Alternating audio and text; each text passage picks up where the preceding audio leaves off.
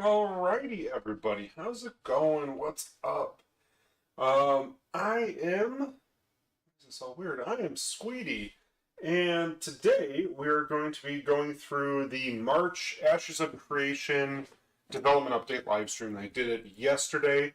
I really wanted to, well, I'm at work when they do the stream, so I can't watch with it. I wanted to watch it last night. However, there's a bunch of tornado stuff in the area, and power was going in and out, so yeah, that wasn't going to happen at all. So today we're going to be doing this.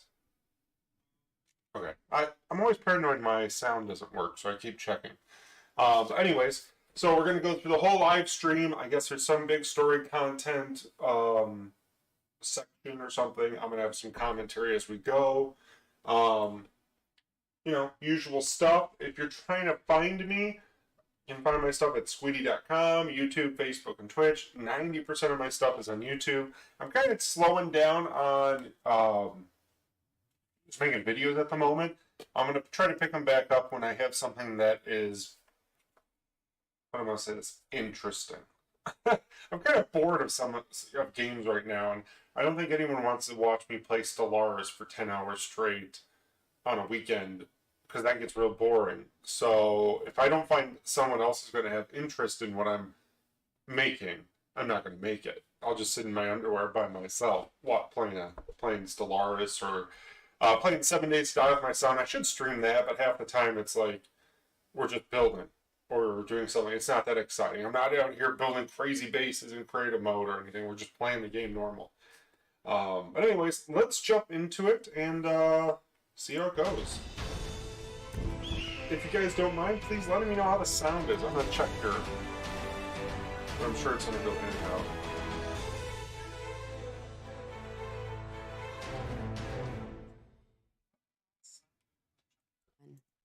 Hello, everybody. And Steven's stomach. I'm sorry. I'm so sorry. What were you doing? I was trying to find the. That's what I want. I was trying to find the Twitch channel so I can watch chat. Oh yeah, you gotta have chat up. I have all the chats, internal, Discord. I actually opened Discord for all once. social. Yes, Twitch. And by the way, I try my best. Before we even begin, I just want to touch on the fact that I am coming to you from home. I unfortunately got under the weather. This day. No. Yes, and last night. You look so cozy, though. Well, let me say I don't feel cozy. But you look cozy. I'm glad you made very, very comfortable. Well, welcome everybody. Salutations and welcome to our glorious Ashes of Creation March development update. We hope that you are well and safe. Hopefully you're not sick like Steven is. But we are still here. We're still gonna give you guys a great monthly update. For those of you who maybe don't follow us very closely, you might not see all the little things that we're doing all the time. But this is your little update for what we've been working on. So just to remind you, working on the game. We know what you're doing. Today, we'll be going over some quick reminders. We have a little announcement. We'll be showing our Carfin preview, which you got a little teaser of last month. Yes. And then we also have some character art, some additional art update as well, and then a studio update and Q&A. So we hope that y'all are doing well. I'm excited. Doing great. They always are real slow at the start. One of our milestones, milestone 4 for us internally. And for those of you who don't know, we kind of different sprints that we run. And this was a big one for us. So it's very exciting. And we're excited to start heading into our milestone 5. I want to capture the little phoenixes. He's got a phoenix on each side. I know. I put a little phoenix up on each of the sides. Yeah, we had for those of you guys who don't know, so we follow an agile development process where we operate under sprints and milestones and whatnot. and the end of our milestone 4 was was last week. And we tend as a studio, obviously celebrate these milestones that we hit. And last night, Margaret organized a very awesome evening at this really cool bowling alley brewery slash So she's the hostess, like Arcade. games party place planner. arcade, and it was really cool. The team just had an opportunity to relax and get to get to enjoy each other's company in a non-professional setting, and Oh my I thought that gosh. was It cool. was so cute. People hugging Yeah. each other and just like having a good time and chatting about work and like not work like having fun chatting about work, not like So I stressful. also just want Dragging to, out. before we get into things, I want to say, like, last night I hadn't bowled in years, probably, and I guess age is really catching up with me.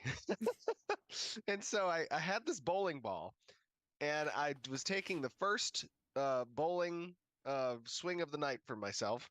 And I go up there, and I have the bowling ball in the hands, and I'm And he did the about to Spider-Man throw move. it down the thing, and my two fingers came out of the bowling ball just fine, but my thumb got stuck as I was about to throw the ball, and I knew immediately what was going to happen, and this was Not definitely good. my face started to go from excited and happy to sheer terror, and the ball just keeps going up into the air, stuck to my hand.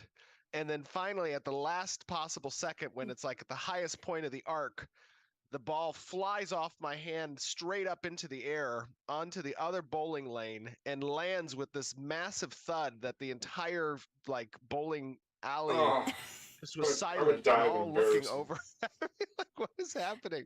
I was so embarrassed. That was so um bad. I won't name names, but one of our other developers, I don't know if he'll want me to share his name. He can DM me if he's okay with it. Um, they decided that their last round, they were going to get the biggest, heaviest ball and throw it down the lane.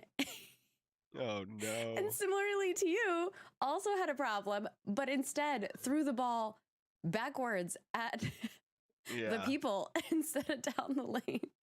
Let's do just that? say we need to stick to making games and not bowling. But regardless, we had a really fun night. It was awesome. It's always great to be able to spend time with each other and celebrate our successes.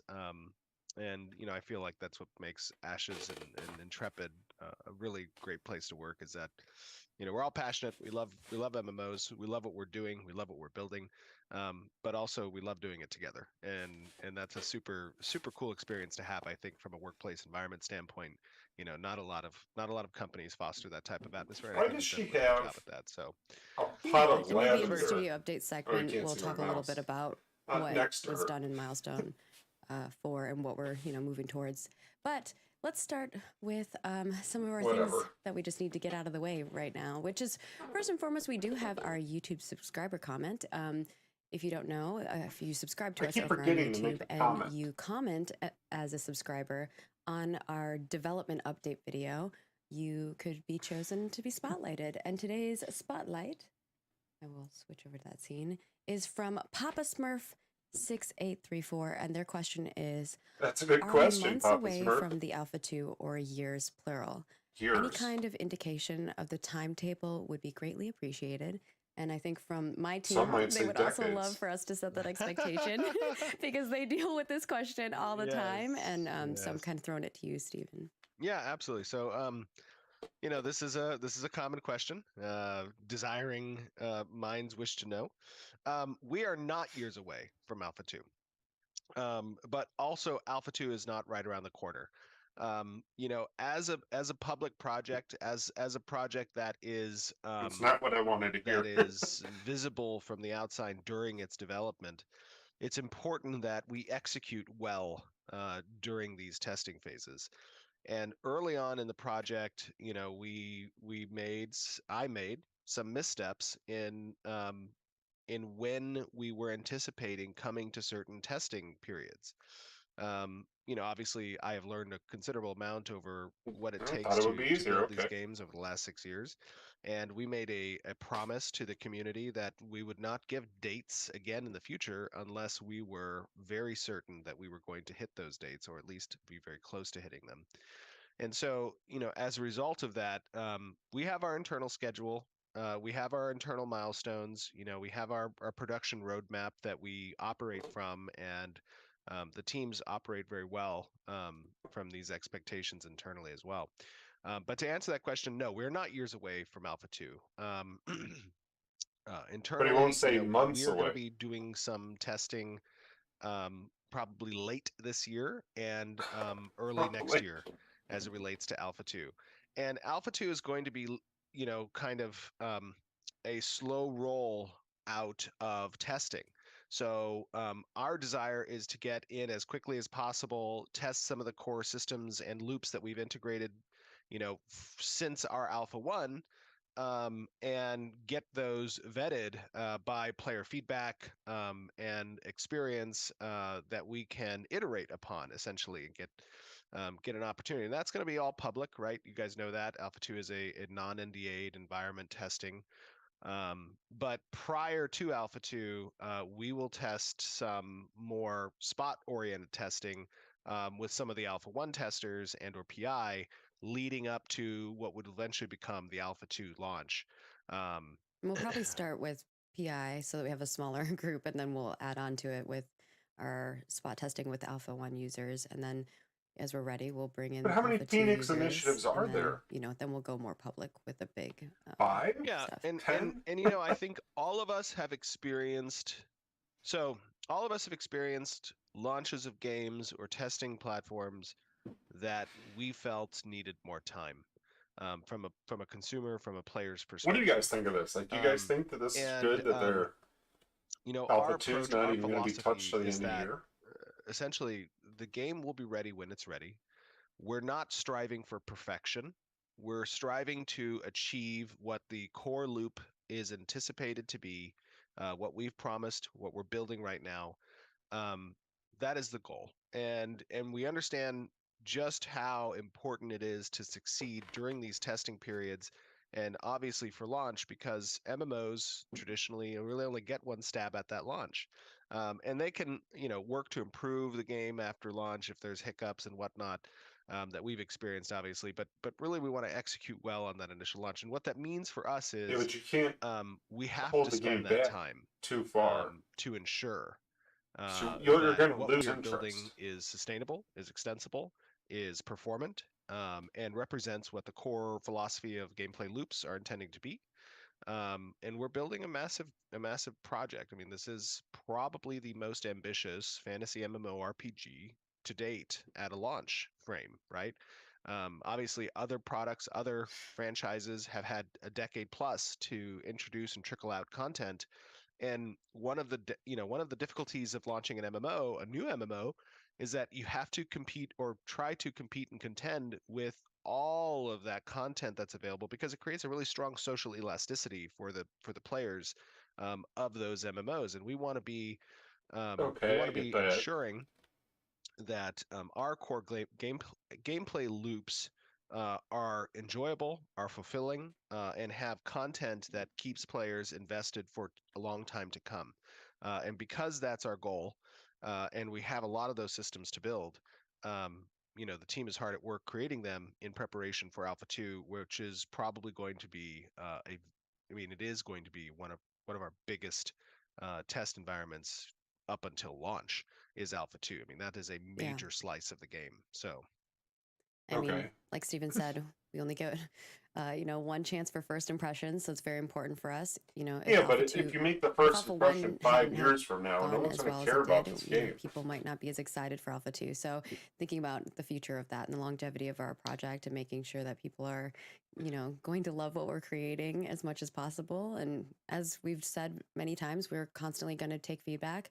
And there are, decisions that we've made as, on the design front that we want to come to fruition. And we know that sometimes it's not what you guys are always interested in, but we were like, give us a chance, play it, give us feedback, and we will, alter things as we go forward. But I think we're really excited, just as But play it. excited for you If guys you to don't join us get and us see into a what we're test, we can't creating. play And it from a developer's to perspective, tell you what's wrong. there's nothing greater than seeing someone enjoy the product that you've created.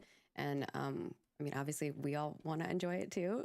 I think that we've had a lot of fun internally, which we might be sharing some of that internal fun with you guys next month. But I like do something. we've definitely trying to make He's sure that dying. we're creating something. And I Steven's think gonna die one of before the the things game that comes out.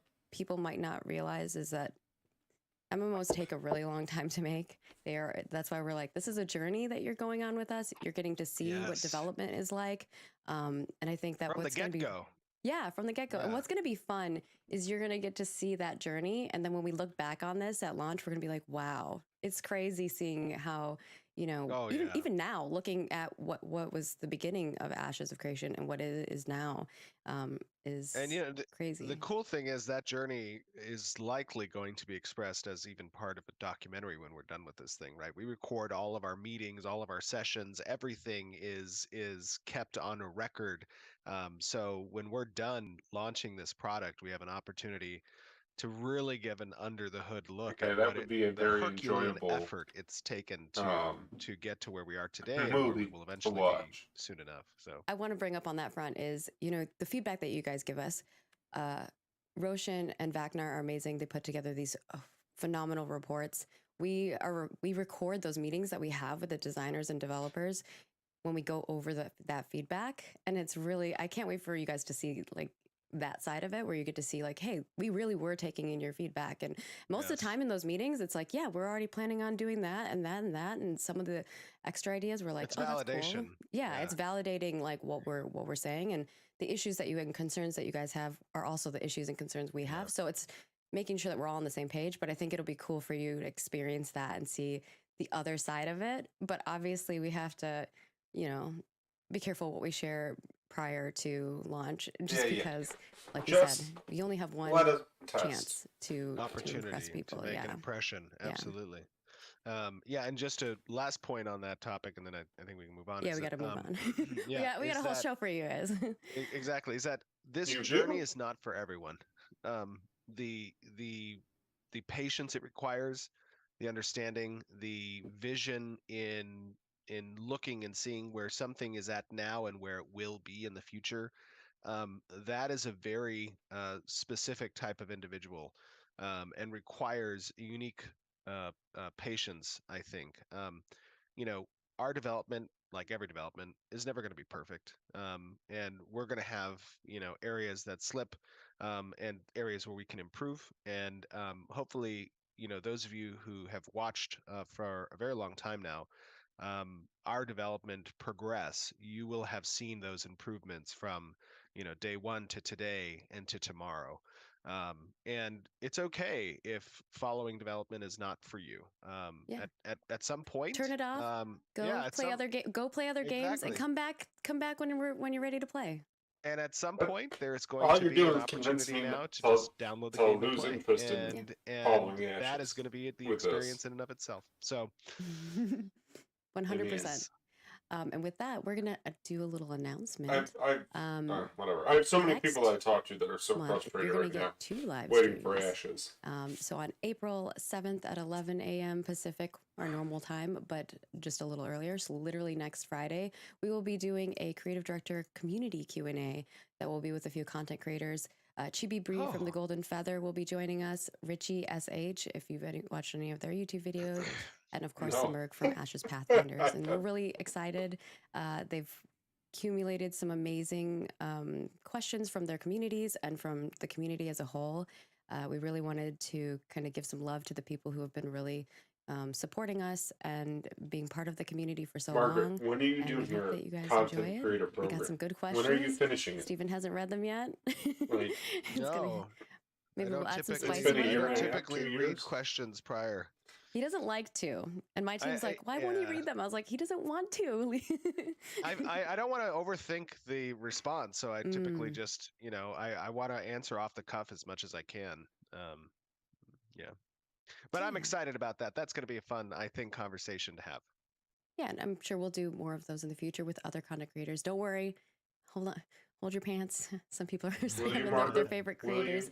But obviously, like, as we get closer to Alpha 2, there will be more opportunities for hyping things up and getting more excited. This is just more so to answer some questions from the community and make sure that I'm going to say give some love to some folks. 5 months and then until with Alpha that, 2 we is also released have at this point. just a reminder that the cosmetics will be swapping over for Flavors of Fellerin, and that will be April 12th, 2023 at 11 a.m. Pacific. Reminder of that. And of course, for those of you who are content creators, we do have a content creator program that you can check out. You can go to our there's nothing. FAQ database. Sign up to it. Type in content creator and it'll show for you. But we are currently just taking applications for that. I know a lot of content creators have been asking when we're going to do invites. Those invites will probably be closer to when we're getting to Alpha 2. So as we start ramping that up, you'll probably be like, what's happening? But we will start sending invites closer to that time frame. Right now, we're focused on just application phase, which is a lot of folks. And we're very excited that so many people are interested in joining us. I did sign up for this content creator. I know I will not get it. I'm going to hand it over to Steven to because I don't do enough before we content. show you. And I'm not much of a hype boy for Ashes. So, some of you might have seen maybe some leaks that I did in Margaret's absence while she was at PAX. Oh, I saw. I know. I'm sorry. It's your company, Steven. This month we wanted to showcase the Tower of Carfen from a lore perspective. And then in addition, we wanted to showcase some new systems that have been brought online from a narrative perspective as well, as it relates to our story arcs. So this is a deep dive in both the lore of Carfen, as well as the system of our story arcs and how they change the world around you to reflect different chapters and or paths that story arcs can take based off of player activity. You'll see the world change a little bit. I want to preface that, of course, this is all a work in progress. You are taking a look at something that is still very much in the alpha work in progress. In the alpha phase, both visually and in particular, you'll notice before the transition of the zone, which happens about 6 minutes into this video, you'll see it in the non-active state. And there's some lighting there that we're still fixing and some of the materials and whatnot. But you're going to see it in the corrupt state after about the 6 minute mark. And it is pretty gnarly. It's pretty cool. Yeah, it is absolutely. It's neat. It's different and more dynamic. And I think that people are going to like it. So yes, let's get to it. You guys will enjoy. We'll see you. On the flip side.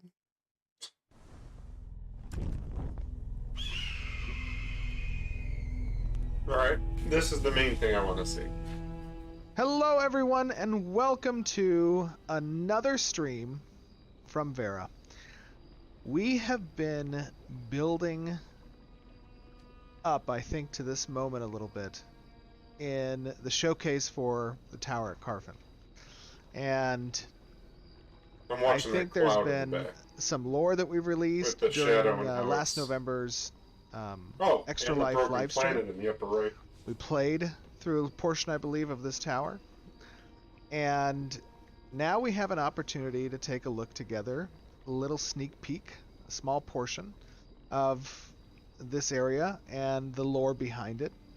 And we're also going to take a focus with some of the developers that'll be joining us here in a second. I'll introduce them into the system of our story arcs and how that system works in reflecting the changes that players elicit from the world of Vera. So I want to introduce one of our senior designers, Scott. How are you doing, buddy? Doing very good. Thank you for asking. Welcome. Welcome to your design Scott. Become reality. Thank you. This is Scott has been working on the narrative for this particular story arc that we're all going to see in a second, with his team, with whom we are joined by one of our designers, Aimee. Aimee, how you doing? Hi, I'm doing good, Steven. welcome. This is, I think, is this your first time on the stream? It is, yeah. That is awesome. Aimee is one of our incredibly talented designers who is helping create the narrative around Vera. And you guys may have played some of her quests in Alpha 1, actually. Oh, okay. One in particular That's cool. is I believe it was the Lost Pages and the that spider quest. Was that right, Aimee? Were those yours? Those were my quests, yeah. Thanks for remembering them. I know, they're great. Yeah, I'm super excited to join today. We're very excited to have you. And then, in addition, we have what is soon becoming a regular on the streams, Mr. Jeremy, one of our senior designers. How you doing, buddy? I'm doing good. Happy to show off Scott's masterpiece creation here. Yeah. Easy. Story arc. Oh my goodness. Laying it on thick. I know. Wow. Love it. Pretty exciting. Sometimes It these is exciting. intros It are a is little exciting. I mean, I've always said that nodes is the new hotness that we've been showing, and story arcs are the new hotness we've been hiding. Yes, agreed. Totally agree. So one of the first things that you guys are going to notice in this environment is that we have this perspective of the tower, and I think, Scott, do you want to talk a little bit about story arcs as a system? All right, what do we got? Yeah, sure. So it's helpful, I I like think, the to think about clouds. story arcs The as clouds kind of are- like I'm very a impressed about. prepackaged tabletop campaign. They contain like all of the NPCs and quests and monsters, like all the things you need to make a cool fantasy story. They're not procedurally generated. We author them, we write all the dialogue, and we construct all the narrative beats and everything like that. But they will enter the world dynamically depending on the state that the world is currently in, how players have built up specific nodes, like what races control various nodes. We have plans to include lots of different things on top of that. But Yeah, yeah, it's we don't have any quest hubs or anything like that in this game because players build up all the cities.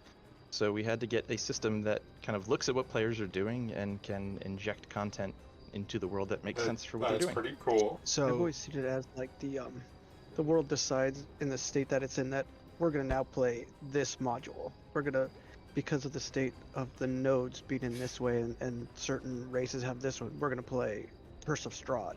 We're gonna do Blood Still Dew. We're gonna do those modules and things. So one of Yeah. the things that I find most unique about our story arc system is that they're intended to represent change within the story of what Vera is telling. And we don't just do that through How to balance these new 64 quest classes. logs and, That's a great and- question. and dialogue, And it but also by it's literally impossible. changing the environments and showing these active states that represent what is happening and what choices either the they're players going have to made rotate previously through in like different flavor of the chapters, months, perhaps, of our or story they're going to arcs. make it so Scott, like these I know guys that we always have beat been working these hard guys. on this. Your team these is guys working beat particularly these, hard in you know, engineering to kind of rock paper scissors. stand the system up over maybe. the last several I don't know. months. It's going to be real hard for them. But you have the ability to push But they us should into the find next some chapter happy manually, medium. correct? Where things are Yeah, all relative, Normally, this is a story that would require relatively even. us to have built up some of the nodes in the area. Either you could just build up Miraleth directly to get access to where we're going, or any of the nodes in the Riverlands could have leveled up to a certain amount to have basically enabled the story to spawn. But I'll just turn this on for us now manually. Let's see. If that's good. Get ready, ladies and gentlemen. All right. Welcome I push it. Takes a second, but it will kick on. to the Tower of Carfin. All right. So it looks like this when players first get here, Houston. and then an event happens or a node unlocks it. Uh-oh. Oh, okay. Ooh. Is that it? Oh, things are there. getting red. Okay. The complete. Oh, blood. What is that? The Blood blood. is coming on. Oh, blood's the still blood due. still due? There it is. It's paying right now. Oh my gosh. Charge! So yeah, when Sturks come online, they change a lot in the environment. They update what monsters are in the world. They create do quest like that. NPCs. You can see Orin. He's not normally here. We've moved him for the sake of this. And then yeah, new pathways can open up through the environment. Is the bridge moving? Yeah. Oh my gosh. Oh, that's so cool. All right. Oh, that's nasty. What are the vines? It's it's corruption. There's a very terrible curse is sort of remaining here after a sort of desperate spell was cast during the Harbinger apocalypse. You saw a bit of that spell being replayed at the top of the tower there. But when the ancients were advancing toward the Aelan capital, where Carfin is sort of strategically positioned between where the Harbinger comet landed and the Aelan capital, That's the a lot of mages lore here they're in Carfin is sharing. known throughout the Aelan Empire for its magical prowess.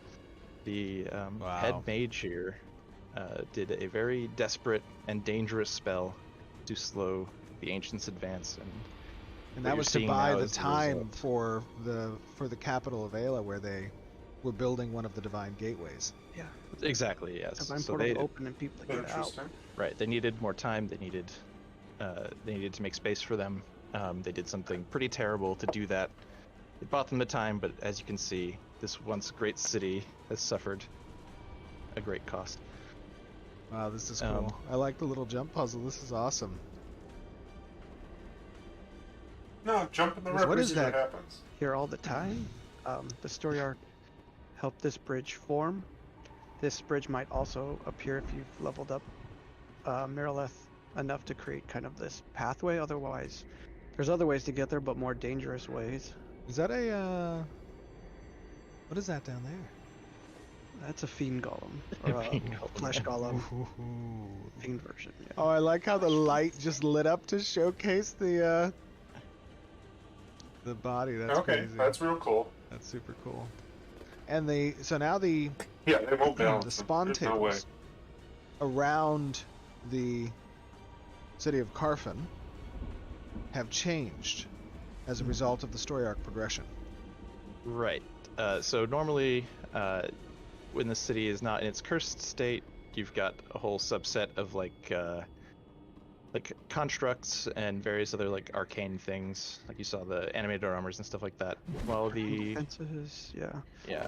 while the curse is in effect, we've got these watchwolves, these seekers here, who they have their own sort of story and reason for being here while the curse is active. Ultra Seekers, yeah. Yeah. Wow. And they've got their summoned watch wolves watching their backs Okay. as they're doing what they're doing. This looks Wow. very promising. The environment team did an unbelievable job here. They did a killer job. They on really this. need to release the Yeah, this, alpha. this looks The so whole good. team was full bore. I was on like, it. If they it's a blood curse, and they really They took need to that release this alpha personally. too, in just like sections of the world. I said, "Oh, you They wanna need see put what up a fake corruption looks wall like?" I know. and let people experience this. Well, what is? and Talk to us a little bit about feed- blood give magic feedback. versus just normal corruption. So yeah, blood magic is a sort of illegal kind of magic, and using it in any amounts creates a certain amount of corruption in the caster, and that corruption can bleed over into the environments and things that they draw essence from in order to cast those spells. This was a blood magic that obviously consumed a whole heck of a lot of it. She wasn't intending for this kind of after effect. No. Yeah, the mage who cast this was not able to understand the scope of the destruction that would cause. But also in the final, the final days of, ancient Vera during the Harbinger Apocalypse, like You didn't have a lot of time to research. there was not a whole lot of deliberation. There wasn't a lot of like magical research and safety precautions that they could take. So yeah, it I knew work would call did me, its job, but but Yeah, it seemed to like even if it delayed a lot of the progress they made towards the portal, it seemed like they really created a lot of destruction along the way. Carfin itself has a lot of history built into the environment here too. You'll see lots of statues and stuff around that go into it. It's one of the five main city-states, 5 primary city-states of the Aelan people. Then they would form into the Aelan Empire following the Great War of the Undying with King Atrax. Right now, so many people are just like, oh my god, we're finally getting lore. We could go all day on it if you want. We could, yeah. Well, we don't want to give it all away. Well, the story don't have to go to work. is kind of told over the course of 4 phases, 4 chapters. Each chapter will update spawns, change the quest givers, change what quests are available, and that's across the server. It's not like your individual progress phases. That is, the actual quests themselves you can progress kind of at your own pace, but as long as it's within the window of that quest's phase being active. I mean, who honestly has this much blood to spare? This is crazy. This is... You know, we're say actually that trying to to figure out that the they don't science of plan like, to have entire cities it's worth not of really people. a solo game, which is How many true. cups of blood do you genuinely have? believe that it's not a solo game. However, Probably they have not talked very about many. arenas several times. Less than you think, but it wouldn't be as So I dramatic think there will if be it an were super aspect of realistic. 1v1 Magic. wanting 2v2, Yeah, it's magic. 3v3s that they expect, Persistent and and they're eternal. going to have to Yeah. do something about Unless 1v1, we do something otherwise, about this curse. you know, you could rock a tournament, get to the final, be obviously the better player, but if your counter class is at the end, then you're screwed. I mean, which is just luck of the draw, I guess, but... I don't know, Steven, if you stopped and talked to Orn and picked up that quest or not. Arena. But, oh no, I did Or not. they just don't do 1v1 and it's, that's okay. I you think know, you still duos have and trios. How can I- all the quests that were in there They before. don't Yeah, have let to me worry grab about it. How do I open my journal again? What is that?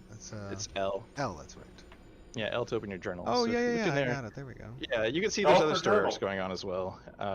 The phase timers in there indicate how much real world time is available to like do the quests in that phase. I see. Oh, And what quests you 3 do, days. Okay. or the quests that you do, like it's not just a matter of completing the laundry list of things that the NPC has you do, but you pick from a whole bunch of objectives, many of them optional, some of them, if not most of them, hidden when you first undertake the quest. So, you know, go dig up a guide or blaze your own trail or whatever, but depending on which objectives you complete, those are the things that help the I could server have sworn, aggregate and obviously this was a long what is time going ago. to happen in later They said they were phases going to do of the story arc, 1v1, and that's like across all of the players participating duos, trios, and during fours. that time frame. What And then objectives they they had decide like to complete. 8v8 That's battlegrounds what or drives whatever. what happens. But that was a long time ago, so who knows what, what you know. quests are available, they've what changed and NPCs gone are back pulling and ahead of forth, other so NPCs things can in totally terms be of their different. progress toward their goals. And how you complete Well, your, because your the quest military, Yes. no. Yeah, with some They objectives, said you know, being exclusive To of one become another, the so mayor helping one or the NPC leader of the will help you military out now, helping you a have to different do NPC. arena duels. Um, So what are you going to do? Have so yeah, 3v3s and then the go- leader of the Oh no. trio is Wow. the mayor? I'm just taking in the I don't know, sheer that seemed odd. beauty, but also like a kind I of just gross thought of that. beauty of Yes. this environment. It is so eerie. I think even the corrupted trees, you can harvest them. You Why find would some we of corrupt them harvest trees? and harvest and chop them down. Oh really? Yeah, they're a little bit hard to spot though. Well, also the I believe that as part of these environments changing, you're also activating rare resource spawners that might only occur during certain events.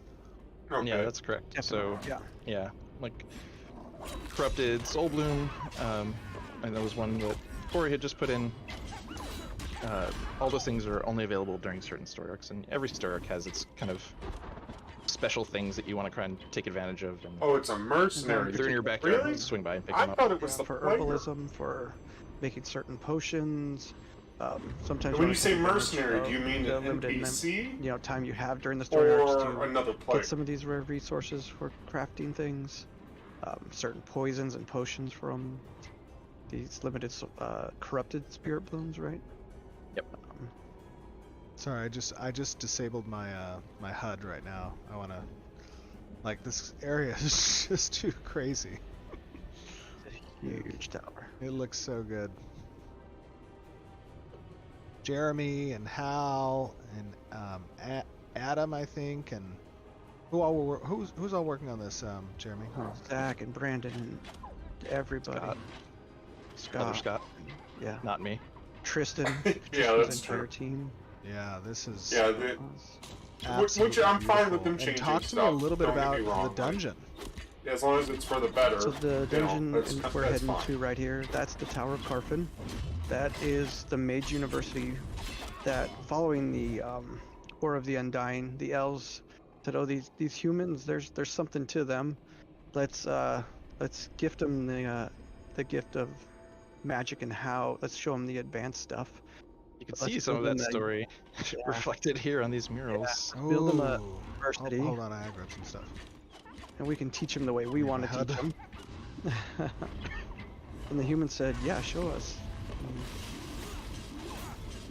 I think we ran by the deans, the first deans of the statues back here. Oh yeah, we should go look at those.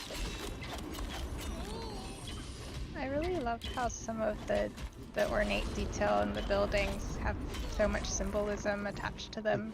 It really makes it feel like there's a kind of steep lore Like if we go behind back all this the way to environment. yeah, Which way over here? go back this way to the statues we ran past. Oh Yeah. Yeah, All the the tower. Former I didn't. headmasters Oh, yeah, had these When are they the were former in the deans. distance, it didn't Right. seem as big as it So is this one now. up front here, That that's they're on the Tenfelris footsteps of it Ren. looking up. He's the elf that came over from the elves and from the Pyrian elves at the time, and you can see he kind of built the tower for them. Started training the first students. And then one of the other towers is his best student, Aristod. We can point out his statue in a bit here. So he was the first human dean. And he's this one here. You can see him kind of with the book open. That was Aristod. So Wow. he's the first one after Tanfellaris went back to the elves after a few decades. We've got Dean over Okay. here is the woman that's Jenica. And the interesting thing about her is that she never died. She was into teleportation, and that was her big area of expertise, and she just never came back. Hint, hint, hook. No. I see what you did there. Yeah. She never came back. Oh, okay. Then we have one of Lamont's Oren over here. That's Darren Lamont. He was a dean of the college. He looks like Yeah. the wise guy. Mm-hmm. Orin's family is quite they're quite central to the story here. There'll be lots of opportunities to learn lots of them in this story arc, actually. That is awesome. Yeah, and the final one there's Klon Xander. He was all into alchemy, so that was his area of expertise that he really. Oh yeah. So if you see a lot of I like that all these maybe some statues have potions in the lore, game and with they're a not just clone like, or- it's a statue, whatever. Xander's It's a nice so and touch. so, that's the guy. What do we have here? Just a very normal looking door, probably nothing terrible Oh in there. no, I mean this mural. Is it? Oh. The Yeah, I know. We humans won't see any of this for asking the right pyre. here. I mean, at their best, help we'll with see it magic. this winter, The maybe. periods. Yeah. Oh yeah, Unless, the like Pyrian- you said, spot testing, but Very we'll Got see. to teach him. the There's Pyrian teaching the Tenfella. Kalar, or the alien at that point. Yeah, the aliens. And over here. Oh, The- the 5 moons. The tower's construction and the 5 The- moons. Phases of the moon. 3 moons. The 3 phases. Or 5 phases. Yeah. Perfect. Very cool. Got And then we also symbol- have their the symbology for the If you Pyrians and notice the on the aliens. doors, you have a lion head on one side representing humans and the griffin head on the other representing the elves. Who are the guys pulling the doors open? Just a couple of guards. Just a couple dudes Yeah. What is this with sandal? a sandal. Oh. Oh my god. Are they gonna put sandals throughout this entire game? I'm sorry, that made me cough a storm. That is hilarious. That is hilarious. I love it. All right, so what is our objective here? What are we looking for inside right now? Now, this is just the entrance, the foyer of the tower of the university.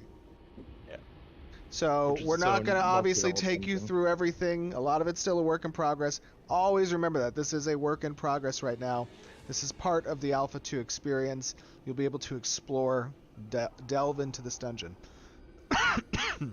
So, what are we going to see in here? Even more corruption and blood. More blood, blood. for sure. Ooh, I like the bell. The gong is cool.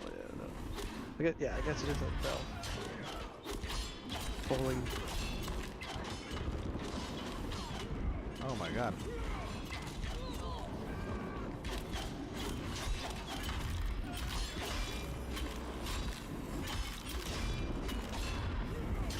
Wow. This looks great. I love this interior. The lighting is so moody. Oh my god, this is like the supreme edgelord environment. Take a look around at this. There's a treasure chest over there to get our loot Kind from. of my style. So. But after we look around before we get the treasure. Even the gothic-esque lamp with the nasty, like, flesh environment. Oh god. Ah! We have some loot. Is this like a treasure chest? That's a treasure chest. Whoa! Oh, it's a mimic. Or not. Oh, no, not like that. Nuke it from orbit. Nuke it from orbit. Oh, thank you, perfect. Where'd it go? Where did it go? Behind us now. Oh, come here. Oh my god, this thing is crazy. Look at it. These are just the entrance mobs? It's just the entrance, yeah. Oh no. You're gonna have to be a higher level Oh, to run this. No. This guy is nasty. Now these tend to do some nasty things when they die, right? I mean, this is basically like a, what is this, a hoarder? It's a AKA hoarder. mimic? No, I'm just kidding. This looks... Baron Hoarder. Get away from it! Get away! Run! Get back! Get back! No, Amy. Ah! What's it doing? No! You're pulling it into the party! Amy, you're out of the raid group. I'm sorry. Oh, that is nasty. Or Ami. This is absolutely phenomenal. Yeah, they did an incredible job on this. It just looks so good. Yeah, Well, I is there noticed that anything their else we abilities, can- like you said, were What do flashy. you guys want to touch on from the story arc I perspective? do feel like What kind of command? it did seem a little flashier than last time. Oh, I guess there's one thing people Canonization. might be curious about. I mentioned how you could do what you needed to do. I don't know if it's just the as long area as the so phase, dark. like you can do any quests available in that phase while that phase is available. So what happens if you miss something? You go on vacation or whatever, and you can't log in during the week to participate in the quests that are going on in the phase for that story arc. For most story arcs, they do repeat after they complete. They'll go on a cooldown and they will repeat again. You'll have another opportunity to get involved with them the next time they come through. For Okay. our big major, like world-spanning story arcs that will sort of tell your server's your server's own story. Those ones don't repeat. Those are sort of one and done. But you can replay them. There's a different system for replaying previous phases for the big main story arcs.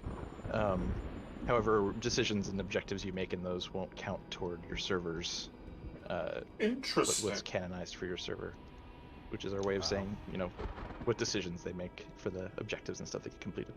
And all this goes to really kind of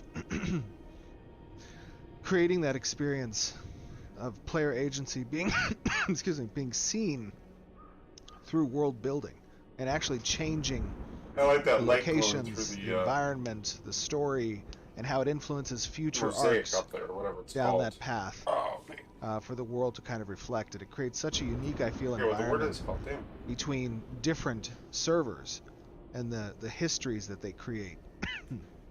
Exactly. I think Jeremy said it really well earlier when we were trying to help figure out the right words to describe these very complicated systems. When he said, there's "Go ahead, definitely Jeremy." there's a different in MMO. You have different philosophies on kind of storytelling. We're going to more old school, like the world has a story, and you're playing within the world story. And in our case, you're helping to guide that by the decisions that you make while doing your quests and the different players. If one goes one, if a bunch go one way and a few go the other way, that kind of canonizes down that way. More recent MMOs have just focused the story on the player and used instance and phasing to tell individual stories at different times and at different durations. We're more old school, saying the world is evolving. You participate in how the world story is going. More the how UO and EverQuest and Absolutely. those games Lineage. did it. Dayak. Lineage. Yeah. Everybody is playing it in the same world, and the state of that Correct. world is something that everybody's building together. All great games. Absolutely. I feel Well, like one of the, go ahead, Amy. Sorry, go ahead. one of the I was going to say that one of the major goals I feel like we have is to allow player decisions to have consequences and to have meaningful results from the decisions that they make. And so it seems like people can really create their own stories. Absolutely. Phenomenal work, guys. Well, I want to thank you three for joining me to help kind of give players a little peek under the hood for the Tower of Carfen as I train. It was a very nice preview. I'm very happy. I cannot tell you how beautiful and unbelievable this area is. I mean, the artists are phenomenal. So They did a killer job on this. So fun to go into. With that being said, we're gonna go run back to the stream. Super exciting stuff, and we will be back with you in just a moment. Thank you, guys. Yeah, the Andrix. Woohoo! Playing a necromancer, I think is going to be so much fun, or some seeing sort the of beast reactions in master, or chat creature master whenever in this. Stuff started changing. But especially on a the screen, necromancer I was with like, the theme you're in. yes. Oh, it's gonna be great. We hope that you are as excited as we are for like the dynamic questing system and content and how it interacts with the nodes. Yeah, and this particular dungeon is a big one. It is a massive one. It is the largest in the Riverlands. And it is a major quest hub for Alpha 2. So this is, you guys will probably be spending a lot of time in this dungeon. One of the key takeaways from the system side of this, with regards to story arcs. Story arcs were something very early on that we decided was necessary to facilitate how players interacted and changed the world, right? We have this context of a very world building kind of oriented game with the node system. And then we needed something complementary on the narrative side that can actually facilitate the feeling from a player's perspective of my actions have consequences, my actions direct the way that the server goes. And it had to be adaptive.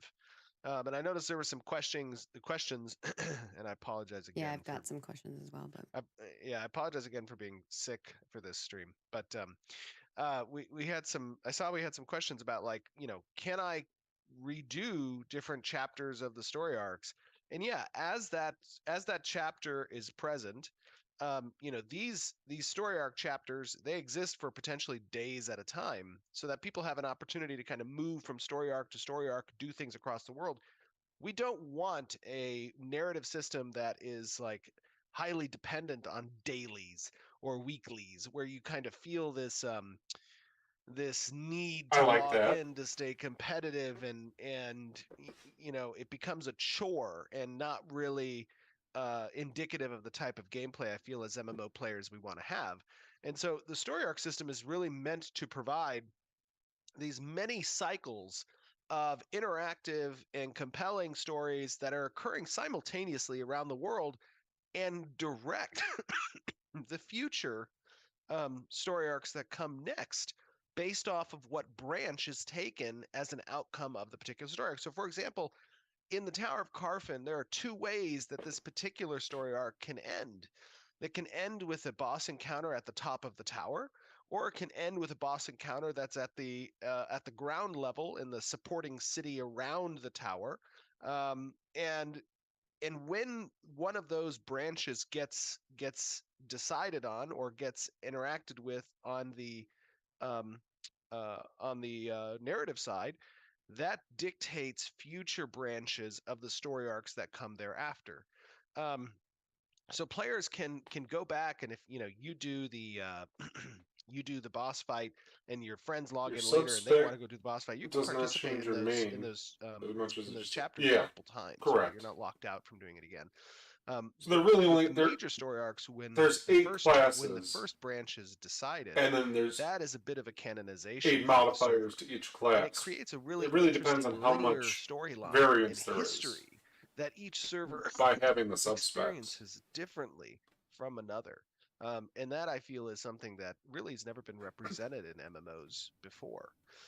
One other thing I want to say is that for those of you who've been following the Ashes development since 2017 and 2018, we've talked a lot about how corruption, this red influence, and the use of this evil-esque type of magic influences the world around you. And this is a great example in the city of Carfin, where you can see how a variant of that corruption, blood magic variant, has its own style guide, its own indication of what is going on in this area. And we've always been in Alpha 1. You kind of saw a few of that in a couple places for the corruption influences back in 21. But really, it's a large part of how these zones adapt and can change around. Corruption is always trying to encroach on civilization. That's and the larger civilization builds, we did have some people asking questions regarding corruption, and I think it kind of ties in with what you're saying. 7-6 was asking, will PvP be the defining reason for corruption? And you're kind of saying that no, it's not. No. So PvP is tied into corruption, right? To a degree. Your mortal coil, as we call it, or what some might consider a soul from your character's perspective within this story, can be influenced and can be changed into a shape that's more in tune with corruption, and that's through doing PvP things you can accomplish that. But really, when you think about what corruption is a representation of the ancients' magic, the ancients' hatred, the ancients' desire to strike back at the creation of what the gods who banished them to the void have tried to accomplish on Vera. And so corruption is this influence of the essence that permeates around locations in the world and tries to pervert what that creation is. That really is what corruption is. You know what? That disgusting foot. That's the one situation where I'd be okay with socks and sandals, though. Just gonna say, just gonna put it out there. The sandals great. The environment team, by the way. So this main storyline will end in 2 ways. Yes, one, do, you fight the golem who's watching really down in the river. In chat is my guess. Our environment team or 2, you fight phenomenal. And a you're dean just seeing of that mage up in the tower. With the alpha. But what's the benefit of fighting zones, one over the other? Really, this is kind of what still I'm interested in. Near where we intend, and you guys watch improvement month after month in test environment after test environment. But the idea is to create a rich world that is visually stunning and compelling. And I think that the mood of this particular zone is well communicated through what the environment artist team has been able to accomplish. And how it changes with the dynamic quest stuff is pretty amazing. So yeah, and not just our environment team, but also our tech art team as well. It did a phenomenal job in assisting creating this area. All right, I have a few more questions. I did want to mention, because some people were asking about the icon in the corner next to Steven's nameplate. That little icon is actually his secondary archetype that he hasn't unlocked, and that will change? Yes. Yeah, so the idea there is to indicate through the party UI so that you can see kind of secondary class choices that are made. And that can be changed. Of course, players can reselect different secondary archetypes through respecing, but your primary archetype remains the same. And that gets unlocked when you do unlock that. Yeah, and so people were noticing that we had one of our folks with a sword over their shoulder, and they were wondering if that's a new idle animation and when that happens, or if there's going to be more stuff like that, or if they can select which ones they have. So our animation team, Chris Myers and a few others, part of the feedback that we got from the tank demonstration when we were holding that two-handed sword was that people would like to see variants of the types of non-combat idle stances that can be had with certain weapons. And so we decided to introduce, a variant of that with having the shoulder rest on the shoulder. And that is something that we'll be exploring That's a nice little further touch. to see kind of just how much runway we can get out of custom and or selective idle stances. I know we want to add a lot of flavor to the character and the persona that you that you have, and obviously idle stances can be a part of that display. All right. And then Galadian wants to know, will this environment change based on season as well? Yes. So the vast majority of environments in the game That seems a little excessive, but okay. Some environments have 4 seasons, some environments have 2. And you can see that demonstrated, mainly through like snow but when it enters the corruption state outside of weather, in that corrupt state, you will probably see a little bit less of the influence of the season, because really it's adopting that corruption, which is in and of itself is kind of a season. Yeah. Yeah, I was more down the line of also thinking and then Light Food the was specific wondering, reward because for Amy had killing mentioned, that boss you over can the harvest other, the trees and things like that. a loot drop. If there will be And like also, special types of maybe the food, golem is things more of that sort for special crafted items. affected by corruption magic isn't all bad, abilities, let's say, from a while gameplay the perspective, from a mechanics mage, perspective. or I'm just guessing it's the mage at the top of the tower, is more affected by will have a corrupt state, melee and it will be kinetic necessary attacks. for you to acquire Physical we have a attacks. spirit So maybe bloom, like if your group which is is a mostly harvestable, tanks, let's say, for whatever reason, plant, the mage might but be a better when choice a or zone something. becomes corrupt, you can potentially yield Hey, Auto corrupted Racing, how's it spirit going? blooms. And those are necessary components of certain crafting recipes. And so corruption also services the idea that as these zones change and adapt to reflect, the different statuses of Not too corruption bad, man. season, Just so do enjoying the the stream. harvestables. And Is that's an important part of the Parfin overall preview. economy. All right. And then Fly wants to know, this is an open world dungeon, right? What prevents others from just waiting until you're at the boss and then killing you and taking your boss's loot? And then related to that, what prevents mega guilds from just owning an area and preventing you from accessing or enjoying it? I did see a couple other people asking this in different terminology, but yeah.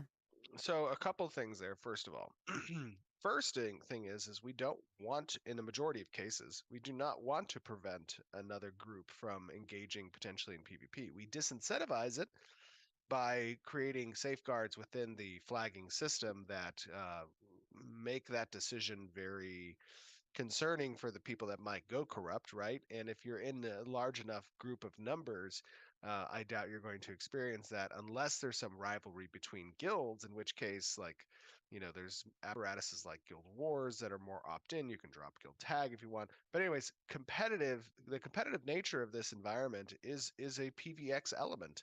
However, in situations where we want to contain a particular type of raid, we will utilize instancing. Yeah, that's and true. that can protect certain engagements with certain bosses, but that's really more on the 20% of 20% of the scenarios will have instancing protection like that.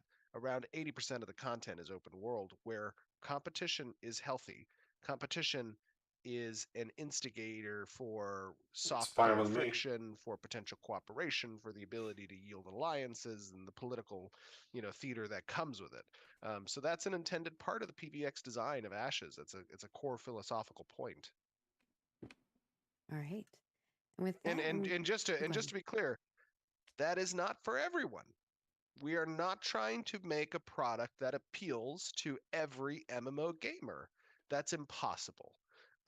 And so we've been very upfront and forthright with what we are trying to accomplish and what our core pillars of philosophical design are.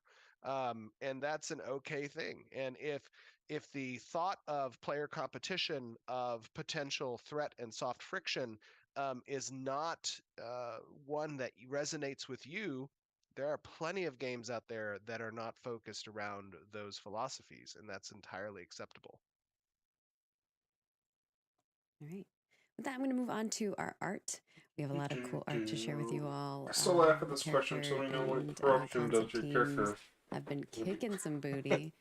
Yeah, that's true. That we don't know what really corruption does. We know it's bad. We know it's going to, like, they hinted it'll reduce our stats. These are the but what else does it do? And we kind of also drop a little extra loot when we die. But if I just run around with bare bone gear, who cares? As Jeremy, I know, was talking about the lore behind these different folks. The moderators myself, I don't thank think you. They had the ones that were holding the chain. They didn't have the lore for that. I didn't have moderator tools turned on. So I'm like, what am I? Where's this delete button? But yeah, they've gone into a lot of detail for these people and like what they're wearing and what they're holding, the symbolization of that. Yeah, these are great. Oh, go ahead. I was just gonna say, I love the massiveness that it really adds to the environment to have these large character statues. And where's the sandal? From a lore perspective, they have great relevancy to the story of what came before your people. So it's cool to kind of dig into that, and it'll be weaved throughout different narratives as well. And then you did see in a previous live stream a few of the Carfin weapons, and these are just some more that are being worked on. That looks cool. That looks like very dark and evil. We'll enjoy getting fat loot. I know there was questions about why the Hoarder didn't have loot. There will be loot, my friends. Yeah. Remember, everything you guys see, is not going to be fully comprehensive of what we would expect in a finished MMO product. You're getting snippets of very specific demonstrations, and this one was about the area of Carfin and about the story arc system. So we're very still in development, very much so in development, and because of that, we're aware of what's outstanding, of what we want to show. That doesn't mean that we're not cognizant of that fact. You guys are seeing it. We know it exists, and we have things that we're still working on, and that's acceptable. Of course. And I like Alex Xavier's. They're a baby hoarder. They haven't found stuff to eat yet. Yeah, a little baby hoarder. It is a small one. I'm sure there's going to be bigger ones. Yes. And then, of course, we have, like you saw, the little pustulas in the world. Creepy, gross stuff.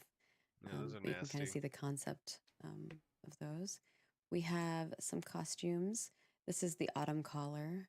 I know they're trying to get this in for some NPCs that they're working on. Looks great. Yeah. It does look good. Also, the Giant Slayer. He looks like somebody from like Mad Max Thunderdome. Well, I mean, there might be a reason why we need the Giant Slayer armor. It's called Giant Slayer for a reason. And then we've also got the Alpine Baghorn, which is awesome. So cool. Like, is that their tongue sticking out? It's so fluffy. Like, next up, weird. We have shown some of our race additions as we've gone forward and adjusted looks like a things. giant yak we with have a weird another tail update and of a horns. couple of them. So we know we got a lot of feedback on our dwarf friends, and now you're more dwarves. Oh, my favorite. A female dwarf here. You know what's going to happen is everybody's always yelling about dwarves and how they don't look right and stuff, and then you get in the game. A little bit more stout. Cool. Yeah. There's just you're never going to see a dwarf, let alone a female dwarf. You just like you won't. That's great. You're going to see a lot of elves and if humans. you watched our character creator, or if you haven't watched our character creator, And that's it. Stream, I would recommend going to her YouTube channel and checking it out. You can Yeah, even change she the is very level of cringe some wrinkles days. on them as well. So you could be more older looking if you'd like to be, or younger and more youthful. She's got some intense crow feet going on there. All right. And next up is the Valoon, here to judge us. She has a very judgy look on her face. Middle Eastern, okay, that's good. I mean, she could just be very discerning. In that one shot, she's like.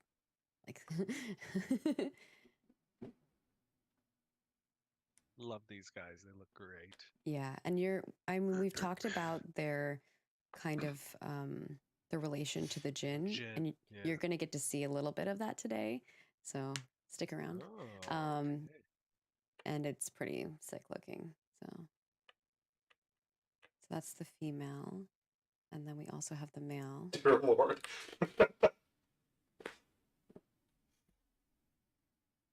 Looks good. And I know we showed in the past, I mean, these are the models, but we showed in the past the concepts. So you can see how one-to-one these concepts are to the model. It's great.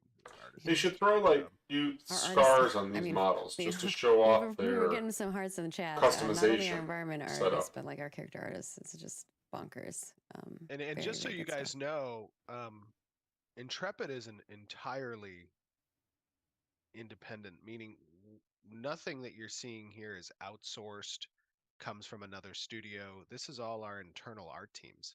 Mm-hmm. So it was very important to us that when defining the look and the visuals of the world, that we create that internally. And our art teams are phenomenal. Yeah, thank you guys for being. They did get some really great artists for their games. Version. A little teaser. Oh, that's cool. It's got some of the. It's a gold. Are we in Stargate? Darkness around the eyes. Got the emissives on the forehead. And on the skin too, like the tattoos. Why is the hand and feet stuck? Very cool. Yeah. Interesting. Very nice. Good stuff. Sometimes the art stuff makes me yawn though, as cool as it looks. All of those. So hopefully you guys like the little update. And then we're gonna go to our studio update. Don't worry, I didn't forget this time, you guys. So I'll pass it on to you, Stephen, if you want to talk a little bit about maybe what was accomplished in M4, what we're moving towards in M5, and maybe any other studio information you think we should share with our folks. Yeah. For us, excuse me. I'm sorry. You're okay. He's a little sick. I apologize, guys. I didn't, I haven't missed a stream ever since we started doing them, and even though I'm really dying right now. Yeah, I probably would be demonetized. So yeah, M4 for it's us okay. was a big milestone. We hit some core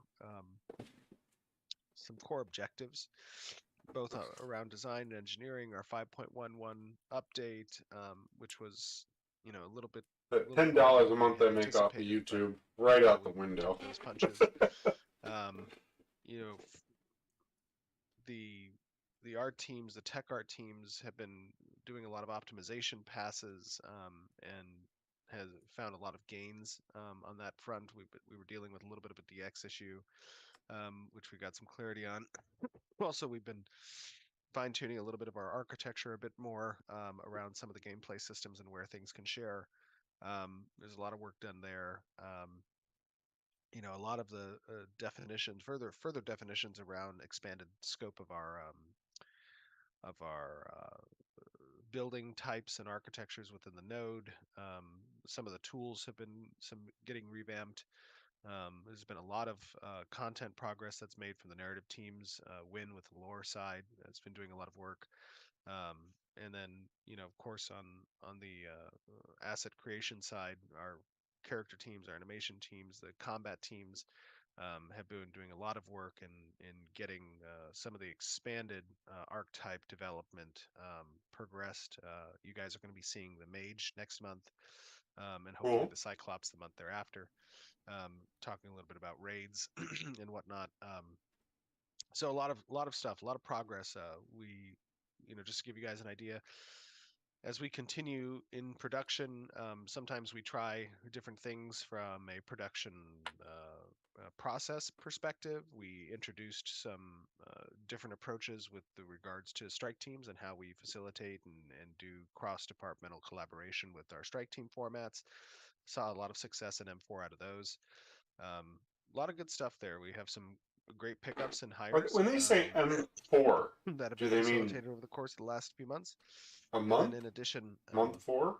which is kind of where I think I got sick from, GDC went to GDC. Those of you who don't know, it's a game development conference in San Francisco. Had a lot of great meetings there. Listened to a lot of great panels. Got a little mobbed by some. I spent a little bit of time on the expo floor. The moment I walked into that expo floor, there was about 40 people that surrounded me in a circle of signing some GDC badges and talking a little bit about asset creation. That was kind of cool. That was fun. But we've had a really good M4, so it was very, very cool. And yeah, we're continuing to hire. We have some goals this year that we want to achieve, and it's a turbulent time in the industry. I view Intrepid as kind of a beacon project amidst the turmoil that we're seeing. So those of you out there who are who are impacted, and or someone who's impacted, send them our way. We do get a lot of applications each month. I think our last report for Q1 of or the Q1 report for this year, we had probably about 2,500 or 3,000 applicants, and we hired Holy crap. of those, I think like 7 or 8. I'm not sure. So we're really selective in the people we bring on board, but our focus is to grow the studio considerably this year. So yeah, and the way that we are a little picky, but it just goes to show, like yesterday when we were hanging out with everybody. Well, she was. Did she attack Stephen as well? You work with whenever you build that culture and ensure that the people that you're pulling on board are all, hardworking people who care and love games and are passionate about it. And you can just see that in the work, see that in the relationships that we have built, and it really is. It's cliche, I think, a lot of times when people say, oh, you're building a family, but like, I really think we are. And there's a lot more love and care because it's, we're people first, and then we are, making games secondary, Absolutely. Yeah. All right. Anything else you want to mention on the studio update side? I don't think so, unless I'm missing something. All right, let's move to the Q&A, and then we will wrap this bad boy up. On the Q&A front, if you don't know, we always grab questions from the forums, and Vacnar is amazing. He goes through and answers every one of your questions. So if you asked a repeated question, because we get a lot of those, we usually just give you guys those answers in the thread versus does nobody use like stream here because we don't a want search function anymore to answer questions. And real quick, just for those of you who were watching the stream, and understandably the quality of this video via the stream is not going to be as high as our 4K video, which we'll be uploading later today of this, so you guys can see it in all its awe and glory. Yeah, we'll have that video up today, and then we'll also have we already have a forum thread up. So if you want to give us feedback on that video or feedback on just what you saw today, yes, feel free. I remember back when I was a little fledgling MMO gamer, I would sit online and just search, kind of contextualize and until I got to the point I truly had nothing. And then I would ask questions. One on the environment, and then I'd be ridiculed if it was out there and I didn't find it. Lighting, the size, the idea of change, adaptive, dynamic change. That's an important one. What do you like about that? What are some of the concerns that you might have about that? What are things that you feel we should look out for there? The second is going to be around the system of the story arcs and how they interface with the with the world. And Good old days. sorry. And how do you feel that that story arc is going to interface on the narrative side and on the world building side as well? What are some concerns you have there? What are things that you saw that other games did well that you want to see as available there?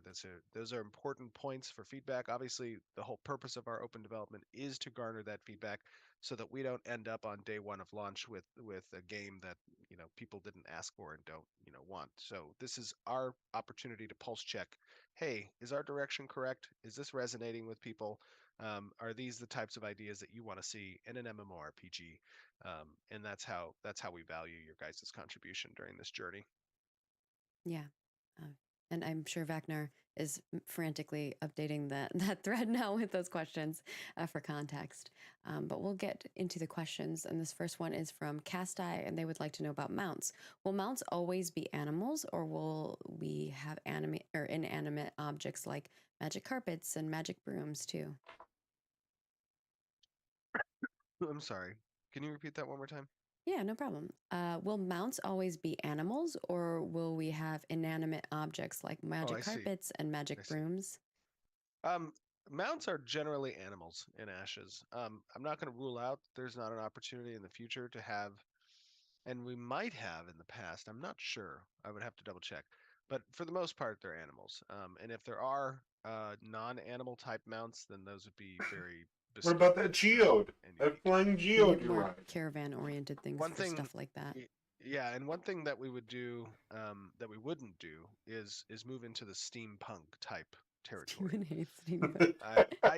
It's one of the designers, when we were going through the cosmetics and we were designing like sets, and they had like this idea for kind of, because we do have like arcane like engineering magic, but they was getting down the steam. I was like, I already know Steven's gonna tell me no, so you know. Yeah, I mean, for me, I'm a very high. It's not to say that people can't do steampunk well. I've enjoyed some steampunk stuff, but I'm a very high fantasy oriented type of storyteller. And the inspiration for Ashes obviously comes from my Pathfinder campaigns that I ran long ago, and those were always set in high fantasy world. So it just compromises what I believe is the perspective of the storytelling in the environment. Yeah, I mean, sounds fine to me. We have built a brand and we're sticking to it. And of course, our next question here is from Digital Daydream, which is about gatherables. Will items in your inventory expire or degrade, such as meats, fish, berries, or even crafted food? And if so, will there be a way to mitigate this? Generally, the answer is no. They will not degrade.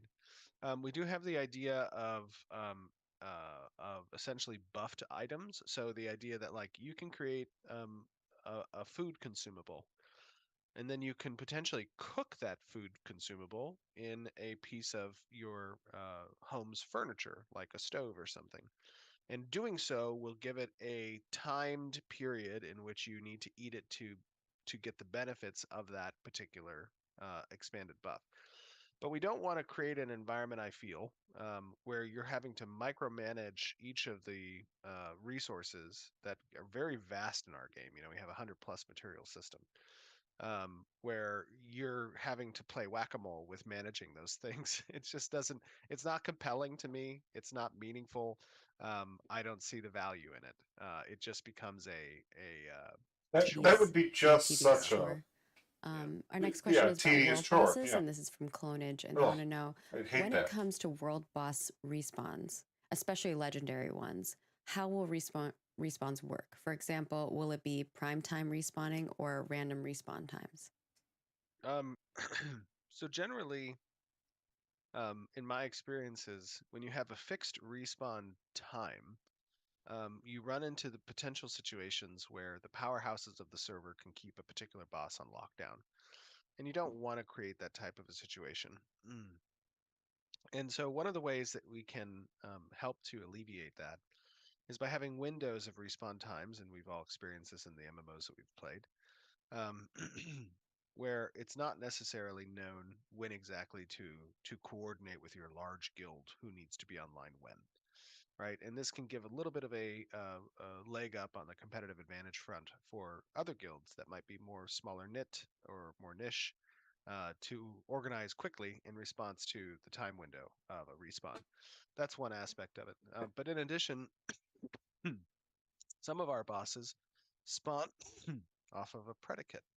And those predicates can be met at any time. So it might not be necessarily a respawn timer or window for some bosses. It might be when the story arc kicks off or when another predicate in the world occurs. The spawn happens like an event. Those might not adhere to standard respawn times. All right. And then this one is from Frost01 about Summoner, the Summoner archetype.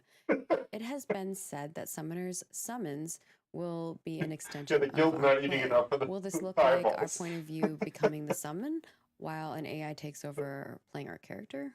Basically, they want to kind of understand how the system will work. I'm so sorry. I'm getting bombarded by the production team about meetings today and if I'm going to make them. So I was just I was checking that as you were reading that question. Can you give me that one more time? Yeah. It's been said that Summoner's summons will be an extension of our play. Will this look like our point of view becoming the summon while an AI takes over playing the character, or how will this system work? No. It's too much. 2 points there. When we say that summons are a reflection of our play, we're talking about that our class composition and design revolves around a holy trinity ideal. The summons will also adhere to that aspect. So summoners, as they grow in level and expertise, will have the ability to select which summon is appropriate for the particular situation that they're trying to address. Those could be a tank-oriented, a support-oriented. You knew he thought that was a stupid question. They'll have access to a multitude of them. In addition, the secondary question there that I've heard is, will we be able to become our summon? We do have the concept of siege summons being a thing, with multiple summoners being required in order to create that siege summon. I think that's in those very situations, your character becomes the summon. So you don't have an AI that takes over your previous character, but instead, the recipient of those additional spell effects become the actual summon itself. All right. And then BlizzBub wants to know about Alpha 2 scope. I assume some features that are listed on the wiki as being in place for Alpha 2 may be added after Alpha 2 begins. What features off the top of your head are being planned for the start of Alpha 2, and what features are probably going to He has no idea after the start of Alpha 2? Why did they pick this question? That's a lot. I know, it's a big question. So first, I would say that when we talk about Alpha 2's perspective, it's really focused around core systems and their ancillary counterparts. When we talk about what those core systems are, it's the siege systems, it's the guild war systems, it's the node advancements, it's the story arcs, it's the character class progression, it's the augments, it's our artisanship loops and the gathering, processing, and crafting cycles. It's home ownership. It's vehicles and mounts and any number of professions that exist there. And then also a big chunk of Alpha 2 is obviously content, the ability to ensure that the hooks for these quest hubs within the nodes, the points of interest, are stood up and reflective of the content necessary to facilitate that those story arcs and commissions and buy orders. That's really kind of the MVP of what we need to achieve in order to demonstrate the loops, collect feedback from those loops and the players who are playtesting them, and then make iteration as necessary based off of the feedback we received. That's Alpha 2's perspective. Now, of course, there are a number of ancillary systems that we also are developing as part of Alpha 2's purview that we want to have available to test as well. However, those aren't necessary in order for us to begin testing. So what don't and you have so set up Alpha 2 that is doesn't intended to allow be a Alpha very 2 to large start? section of the game as well as a long testing period. And our opportunity to trickle in additional ancillary systems is something that we're going to be leveraging. Because we want to get in and test as quickly as possible, but also cognizant of the fact that it's a public test period and that players are going to see what we're showcasing, and it needs to be on par with that public display. So I hope that answers the question. Yeah, it's a lot. I think you gave a gist of like what the core gameplay loops are going to be, and that is what's going to be at the start versus like some of the ancillary things. Yeah. That will patch in, and of course, patching even in changes to the core loops as well. And next question is from Lineker about the minimum viable product, which a lot of people call the MVP.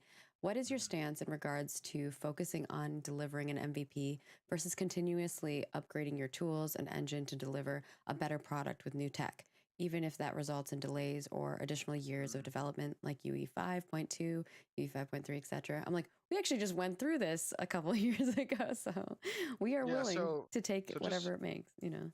Yeah, just so you guys are aware, internally how we evaluate either new technology integrations or Steven's gonna fall asleep. updates on the engine.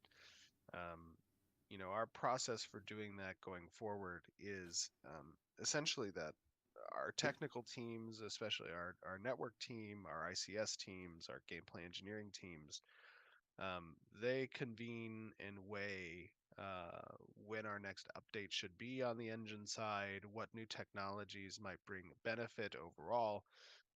My perspective on how we balance the need for integration of new technology versus the responsibility we have in a timely manner to He's going down provide hard. testing sessions that get us closer to the launch date. That's a delicate balance. I would say generally our disposition is not to incorporate new technologies that yield some significant amount of delay on the development side.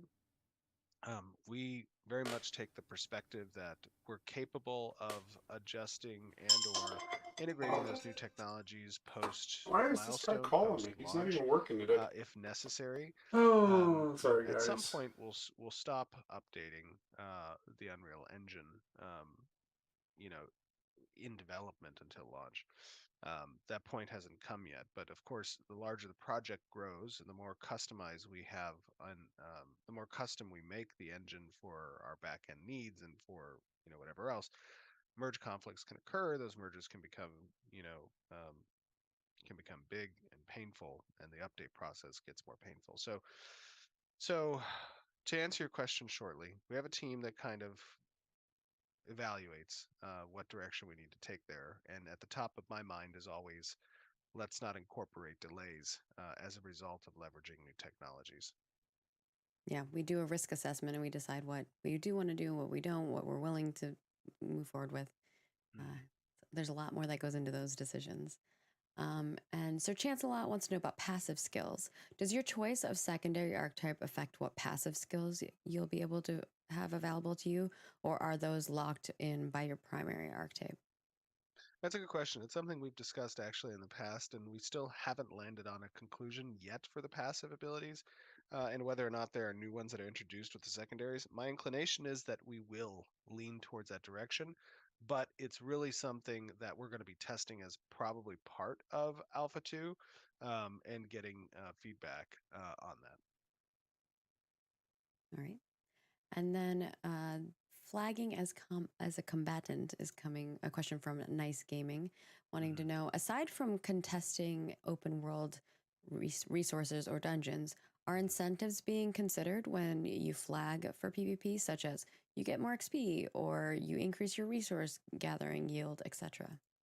The only incentive. So first of all, we want to provide zero incentive for murdering. So there is no incentive to go corrupt. There's no gameplay system that touches that. There's zero incentive for a player to go red. It actually isn't- gives you it is negatives for doing that. significant negatives, very significant downsides.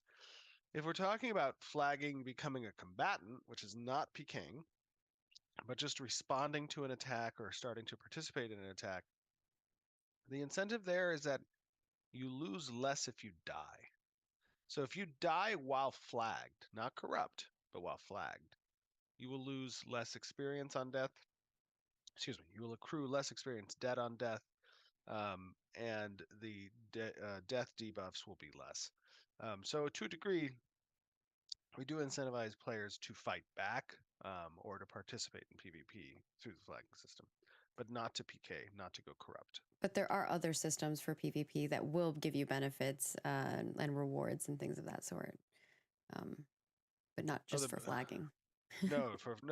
Yeah. So those we call our events, right? Those are Yeah. essentially our PvP events. Those are opt-in, right? Players can participate in that if you acquire a castle. There's a lot of strength and power that comes from that. If you win a guild war, if you win a node war, if you succeed in attacking a caravan, those are systems that you can opt in. There are no death. There are no death consequences essentially for participating in opt-in systems like experience debt and stuff like that. But flagging is its own bespoke system. Flagging is separate of the event-based PvP systems. Those are meant to really facilitate kind of crimes of passion, or situationally strategic relevant things. All right, and then our next question is about tactical gameplay from Ace1234, and they want to know how relevant will cover and terrain layouts be on gameplay, and will environmental destruction interactions with these and will environmental destruction interact with these cover mechanics? Example being using cover for protection or hiding, pushing enemies off cliffs, and blowing up objects to use as makeshift cover. So there's not really the concept of destructible terrain or meshes for cover, other than in specific systems like castle sieges, where I might be on a rampart or behind a wall, and that could be destroyed, removing my cover. But not like a Gears of War or something where I slide up to a piece of rock. Sorry about that. Or the corner of a wall. It's like a huge storm going through the Midwest right now. It's taking out stores that I service left and The next right. one is from Armored Cell. This is our final question about becoming an avatar. I don't know what I missed. Is it possible for a player character who has achieved the top spot in a particular religion to become an avatar of a deity? No, Interesting question. You become no. You become a very prestigious member of the community in your node. You have certain powers that are granted to you during node events. If you're the highest. Did I miss any good questions while I was on the phone, or vendor tables and anything worthwhile? You have some directionality over the organization or religion's kind of path for content of the other followers. There's some benefits there, but not. You don't become an avatar. You don't become a herald of the god. And with that, we have come to the end of our March update. It was a lot. We hope that you enjoyed that. And of course, we want to remind you that next Friday, which is April 7th, I believe. Yes, at 11 a.m. Pacific, we will be doing a Creative Director Community Q&A with Steven, who will be chatting with Chibi Bree from The Golden Feather, Richie SH, and Samurg from Ashes Pathfinders. And we are very excited to answer some of the community's questions. Beyond that, we would like to remind you to head on over to our forums and leave us feedback.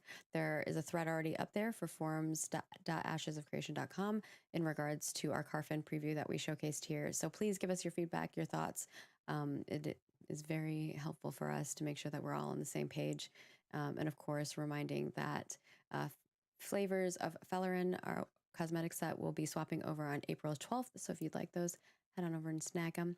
And of course, we want to extend a massive thank you to you all for joining us today.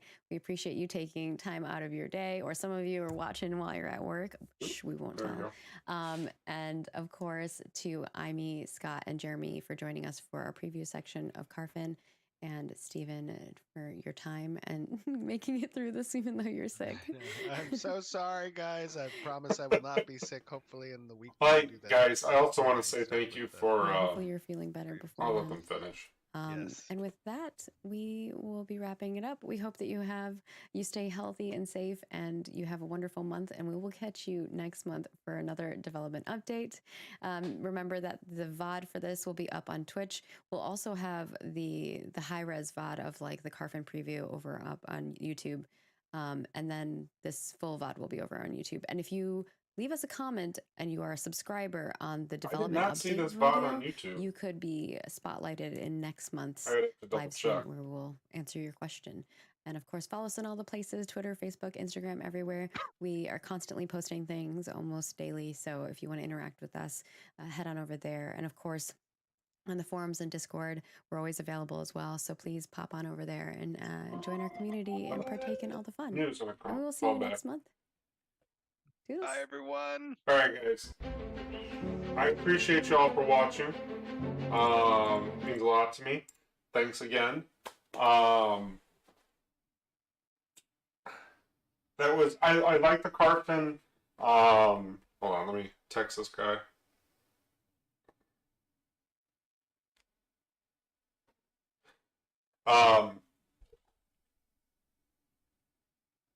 I like the preview, the Carfin preview. That was really cool. I liked it a lot. It's going to be really fun to play those events, and I hope that they're a lengthy enough period of time to actually be able to do something with them. And really, like, what is this ad at the after? I've never seen this before. It's kind of cool, actually. But anyways, it's going to be pretty cool. But I'm worried about the game taking too long to develop, that people are going to lose too much interest in this game by the time it launches. And other opportunities and other games will come out beforehand that will take people's interest away, and they'll be dedicated to another game that then they won't want to play with play Ashes. But all time will tell, and we'll see from there. But again, guys, thanks for watching. You can find me squeetee.com, YouTube, Facebook, Twitch. I am Squeetee everywhere. 99% of my stuff is on YouTube. I'm hoping to find an MMO or something to play. I'm kind of bored with some games right now. So I just got nothing to play right now besides like playing 7 Days to Die with my son, playing some, what was the other game I'm playing right now? Stellaris. I'm playing a lot of it. That's really boring, in my opinion, to stream, considering I'm a very, very slow player. I build my little empires, and then I just sit there. And I don't leave.